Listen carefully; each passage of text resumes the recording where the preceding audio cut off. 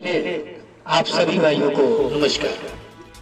आपके बीच में आज यहाँ के सबसे चर्चित नेता, हम सबके भाई, उत्तर प्रदेश के अल्पसंख्यक विभाग के प्रदेश अध्यक्ष भाई आलोक प्रसाद जी आपके बीच में,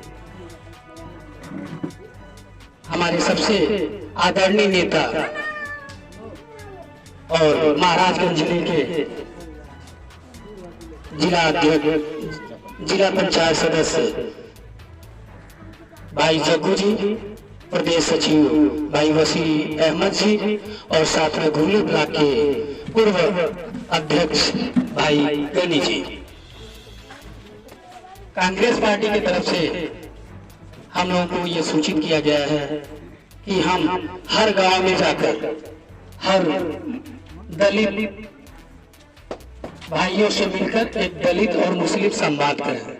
यह संवाद करने की जरूरत क्यों पड़ी, उसके कई कारण हैं। अगर हमें अपने बच्चियों को सुरक्षित रखना है तो दलित मुस्लिम संवाद जरूरी है।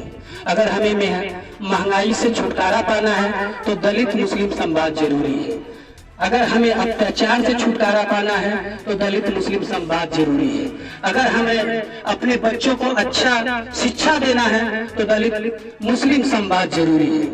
आपके सामने जो भाजपा की सरकार है, एक ऐसा कानून ला रही है जिसको सिविल लाइन कोड बोलते हैं। अगर वो कानून अगर इस सरकार ने पारित कर दिया, अगर इस सरकार ने उस कानून को ला दिया तो जो हमारे दलित भाइयों को, पिछड़े जो भाई है, जो आरक्षण कांग्रेस सरकार दिया करती थी, अगर वो कानून पारित हो जाता है तो इस आरक्षण का सुविधा खत्म कर दिया जाएगा। इसके लिए भी दलित मुस्लिम संवाद जरूरी है।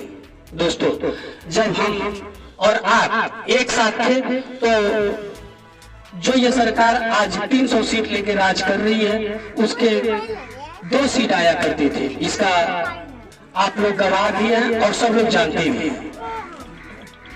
ये जो भाजपा की सरकार है, आपके सामने जब कांग्रेस की सरकार थी तो आपने देखा होगा कि जो गैस सिलेंडर हम 350 रुपया में लेते थे, आज वो 1100 रुपया में दे रही है।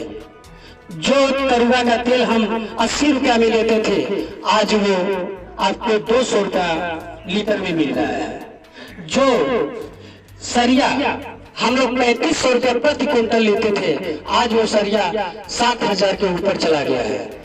जो सीमेंट की बोरी हम लोग मात्र 200 रुपया में लेते थे, आज वो सीमेंट की बोरी 450 रुपया के पार चली गई है। इसलिए भी दलित मुस्लिम संवाद जरूरी है, क्योंकि अगर हम दोनों एक साथ रहे, मुस्लिम भाइयों ने अपना पुराना घर में वापसी कर लिया है और अपने पुराने घर में जा रहे हैं, तो मैं चाहूंगा अपने दलित भाइयों से भी कि आप अपने पुराने घर में वापस आए, अपने पुराने घर में फिर वापस लौट के आए। और 2024 में दलित मुस्लिम संवाद का सबसे बड़ा मतलब यही है कि हम और आप दोनों मिलकर 2024 में एक साथ कांग्रेस पार्टी को लाएं और अपने रोजगारी, जो बेरोजगारी चरम सीमा पर है, उस बेरोजगारी को खत्म करें। जो महंगाई चरम सीमा पर है, उस महंगाई को खत्म करें। जो महिलाओं का उत्पीड़न हो रहा है, उस महिला के उत्पीड़न को खत्म करें। और आपके बीच में हमारे माननीय श्री भाई आलोक प्रसाद जी मौजूद हैं। मैं चाहूंगा कि इस दलित मुस्लिम संवाद पर आप भी इन लोगों को कुछ कहें। धन्यवाद। मुझे माइक की जरूरत नहीं पड़ती, मैं ऐसे बोलूंगा। बहुत तेज आवाज है आपका। माइक तेज पड़ेगा। बहुत बहुत धन्यवाद इस कार्यक्रम का संचालन कर रहे और प्रदेश से जो एक मिसाल लेके अपने साथ, एक मशाल लेके अपने साथ चले, हमारे प्रदेश के महासचिव, हमारे छोटे भाई इनायत खान साहब, वसीम अहमद साहब, जो हमारे साथ सुख दुख के साथी रहे, जिन्होंने हमारे साथ तमाम कार्यक्रमों में साथ लिया, हिस्सा लिया, बढ़ चढ़ के पुलिस के लाठियाँ खाई, हमारे पूर्व घुगली के ब्लॉक अध्यक्ष अब्दुल गनी भाई, हमारे तमाम, हमारे रोहित भाई, और आप ही के नेता, आपके बीच में से जो नेता निकल के आया, प्रदेश तक अपना नाम रोशन किया, आज जिला पंचायत सदस्य है, हमारे भाई, हमारे गुरु, हमारे बड़े भाई आदरणीय जग्गू प्रसाद जी। मैं आप सभी का और नटवा की जनता का, सभी का इस कार्यक्रम में स्वागत और अभिनंदन करता हूं। देखिए, लोग पार्टी की बात करते हैं, लोग पार्टी की बात करते हैं, कहते आप हमसे जुड़िए, हम ये करेंगे, हम उनसे जुड़िए, हम ये करेंगे। हम केवल असूल और संविधान की बात करते। जैसे मैं बच्चों से बात कर रहा था, मैंने पूछा कि आखिर बाबा साहब भीमराव अम्बेडकर जी को संविधान बनाने का अधिकार किसने दिया, किसने दिया उनको आखिर? तो पहली बात तो समझ लीजिए आप कि कांग्रेस की पूरी मेजॉरिटी की सरकार थी, जिससे समय नरेंद्र मोदी जी की है। उसके बाद भी एक दूसरे पार्टी से व्यक्ति को लाके, बाबा साहब भीमराव अम्बेडकर जी को लाके हिंदुस्तान की आत्मा या दिल जिसको कहा जाए, संविधान बनाने का अधिकार दिया। क्यों दिया? बड़ा सवाल है, क्यों दिया? कांग्रेस के पास नेता नहीं थे, पढ़े लिखे आदमी नहीं थे, बहुत अच्छे थे, लेकिन बाबा साहब भीमराव अम्बेडकर जो संघर्ष करके आए थे, जो दलितों की बात जानते थे, जो अल्पसंख्यकों की बात जानते थे, जो गरीबी की बात जानते थे, वो कोई और नहीं जान सकता था। वो कोई और नहीं जान सकता था। जब उन्होंने संविधान लिखा, तो उस दुख को लिखा, उस प्रताड़ना को लिखा, उस वेदना को लिखा, उस तकलीफ को लिखा जो हमारी हर दलित माताएं बहनें महसूस करती हैं बच्चे को पालने में, हमारे हर अल्पसंख्यक भाई महसूस करते हैं अपने बच्चों को परवरिश करने में। उस तकलीफ को लिखा, तब जाके हिंदुस्तान का संविधान बना। और मैं इस नाते नहीं कि मैं कांग्रेस का हूं, इस नाते क्योंकि मैं भी ऐसे दलित परिवार से आता हूं कि मेरे पिताजी यहां मजदूरी क्या करते थे, महाराजगंज में मजदूरी क्या करते थे, लेकिन विधायक बनाया, मंत्री बनाया, सांसद बनाया और आखिर में मरने से पहले राज्यपाल बना राजस्थान का। ये कांग्रेस का मेरे ऊपर एहसान है। लेकिन इन सबको अगर हटा दिया जाए तो मैं कांग्रेस का धन्यवाद इसलिए देना चाहता हूं कि एक दलित भाई ने लिखा था संविधान, डॉक्टर भीमराव अम्बेडकर जी ने, लेकिन बिना उसको संशोधित किए, बिना उस पर टेका टिप्पणी किए हुए उसको अपना लिया और आपको संविधान दे दिया। लोग कहते हैं अरे कांग्रेस पार्टी तो मनुवादी पार्टी है, यही लोग कहते हैं ना आपके गांव में आके, मनुवादी पार्टी है लोग आके कहते हैं। लेकिन मैं ये पूछना चाहता हूं कि जमींदारों के बीच में, राजा रजवाड़ों के बीच में रह के अगर दलितों के लिए संविधान बनाया, इतना हिम्मत किसी और कितना कलेजा किसी में था, तो कांग्रेस पार्टी का, तो कांग्रेस पार्टी का था कि राजाओं से, रजवाड़ों से, जमींदारों से झगड़ा मोल के संविधान बनाया ताकि हमारे दलित और अल्पसंख्यक भाइयों को और पिछड़े भाइयों को बराबर का मौका मिल सके। आज हो क्या रहा है? आज क्या हो रहा है? कहीं दलित की बेटियों की इज्जत लूटी जा रही है, चाहे हाथरस का कांड हो, चाहे आजमगढ़ का कांड हो, चाहे अलीगढ़ का कांड हो, चाहे गोरखपुर का कांड हो, दलित की बेटियों की इज्जत लूटी जा रही। अल्पसंख्यक भाइयों के घर तोड़ दिए जा रहे हैं। क्या कोई कानून नाम की चीज है इस हिंदुस्तान में? क्या इसी दिन के लिए बाबा साहब ने संविधान बनाया था कि हमारा उत्पीड़न किया जाए, हमें रोड पे छोड़ दिया जाए, हमारी बहू बेटियों की इज्जत ना बचे? हमारे लड़के जो आज ये पढ़ रहे हैं, जो आज पढ़ रहे हैं बाबू, ये जान लीजिएगा, इस सरकार हर साल 2 लाख नौकरी सरकारी खत्म कर दे रही है। आपको नौकरी मिलेगी कहां से? कहां से मिलेगी? ये शर्म की बात है, ये शर्म की बात नहीं है। हर साल 2 लाख नौकरियां खत्म कर दे रही है। नई नौकरी आपको कहां से देगी?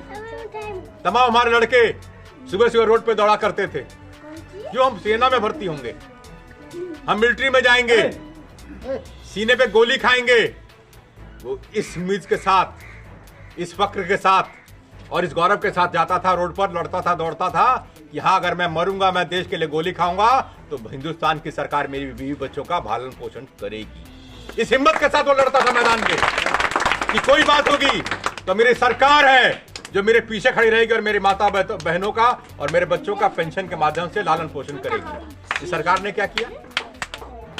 अग्निवीर बना दिया आप लोगों को। 4 साल नौकरी करिए, घर बैठ जाइए, ना पेंशन ना कोई सुविधा, और मर गए तो आपका भगवानी मालिक है। कैसे कोई देशभक्त बनेगा इस हिंदुस्तान में? गोली खाने की इच्छा मेरी भी है, मैं भी हिंदुस्तान के लिए गोली खा सकता हूं, इनायत भाई भी खा सकते हैं। वक्त और मौका मिले तो ये हम करके भी दिखा देंगे। लेकिन जिसके लिए हम लड़ रहे हैं, जिसके लिए मर रहे हैं, उस सरकार का भी फर्ज बनता है कि हमारे बच्चों के, हमारे परिवार का ख्याल रखे। बनता कि नहीं बनता है? बनता कि नहीं बनता है?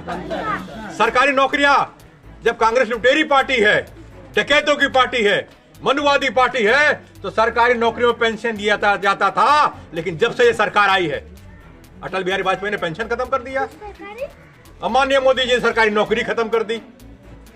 क्या नौकरी करेंगे आप लोग? क्यों पढ़ा लिखा रहे हैं? क्यों लोगों को गुमराह कर रहे हैं? आज एक लड़के को बीटीसी बीएड पढ़ने के लिए, इंजीनियरिंग पढ़ने के लिए अगर बचपन से लेकर आगे तक की पढ़ाई जोड़ी जाए तो करोड़ रुपए से कम नहीं लगता है। 20 लाख, 30 लाख, 40 लाख तो डोनेशन लगता है एडमिशन के लिए। अगर प्राइवेट स्कूल में पढ़ाया जाए और सारा फीस जोड़ा जाए, यूनिफॉर्म जोड़ा जाए, खर्चा जोड़ा जाए तो करोड़ों रुपए माँ बाप के ऊपर पड़ता है। गरीब माँ बाप, हमारे दलित भाई, हमारे अल्पसंख्यक भाई, हमारे पिछड़े भाई अपना पेट काट काट के बच्चों को पढ़ाते हैं ताकि वो इंजीनियर, डॉक्टर या सरकारी नौकरी में जाए। लेकिन ये बेईमान सरकार जितना आपने पढ़ाई पे खर्च किया उसका ब्याज तो आपको दे नहीं पाएगी। नौकरी कहां से दे रही है? आप नौकरी कहां से देख रही है?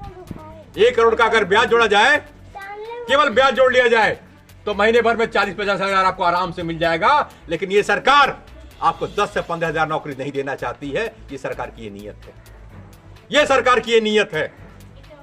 मैं बहुत ज्यादा बात ना करते एक बात कहूंगा। क्या बात है, हिंदुस्तान में आप आवाज उठा रहे हैं तो आपको जेल में डाल दिया जा रहा है। भाई क्या यहां अंग्रेजों का राज है? क्या हम अपनी हक की बात नहीं कर सकते? अपना अधिकार नहीं मांग सकते? इनायत भाई अभी 4 बार आप बोलिए, आपको भी जेल डाल दिया जाएगा। मुझे भी जेल डाल दिया गया, मैं भी 1-2 महीने जेल रह के आया हूं।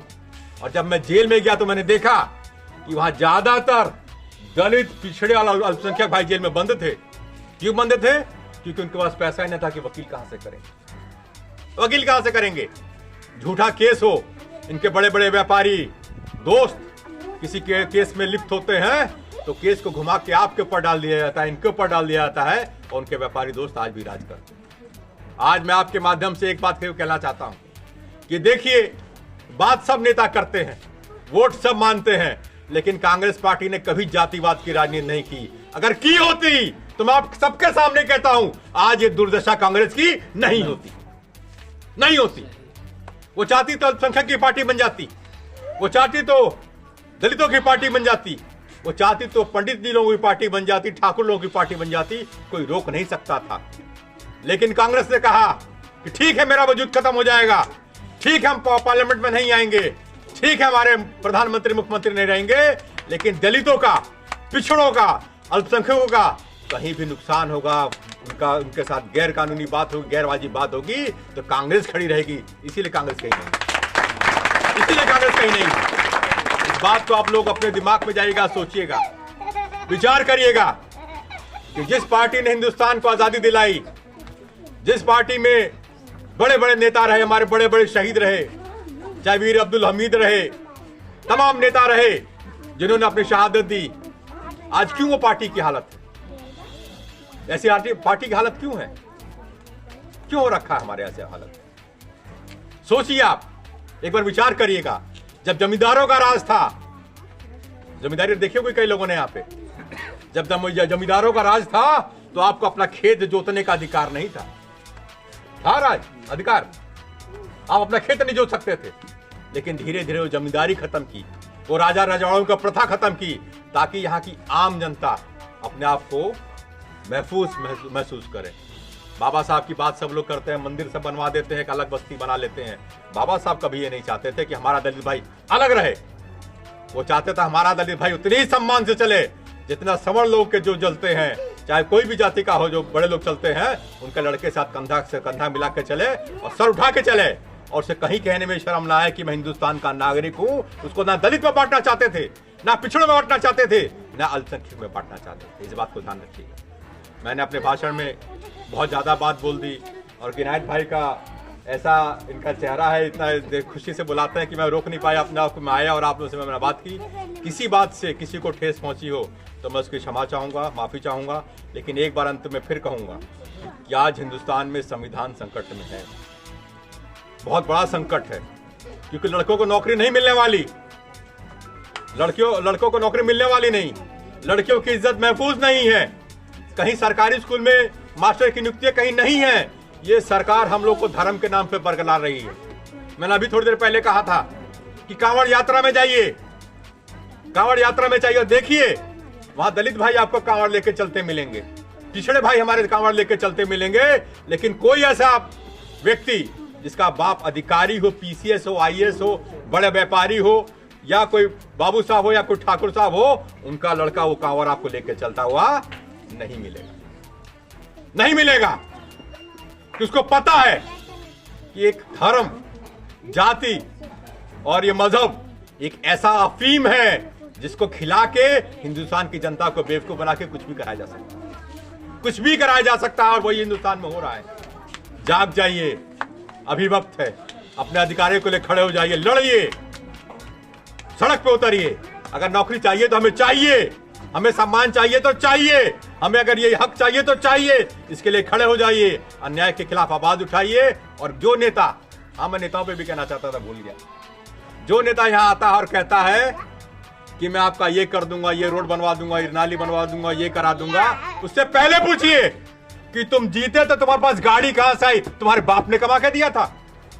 पूछिए उससे कि तुम दलित के नाम पे जीते हो, तुम पिछड़ों के नाम पे जीते हो, तुम अल्पसंख्यक के नाम पे जीते हो, तो पहला फर्ज है तुम्हारा कि तुम रोड बनवाओगे, पहला फर्ज है तुम्हारा कि तुम नाली बनवाओगे, अपना घर नहीं चमचमाओगे। जिस दिन ऐसे नेताओं के पास अब जूता उठा के खड़े हो जाएंगे ना, हिंदुस्तान की राजनीति सुधर जाएगी। मैं आपसे कहना चाहता हूं, ये राजनीति सुधर जाएगी। ये करना पड़ेगा आपको, जागना पड़ेगा आपको। आपने मुझे मौका दिया, मेरी बात सुनी, इसके लिए बहुत बहुत धन्यवाद। जय नेहरू, जय भीम।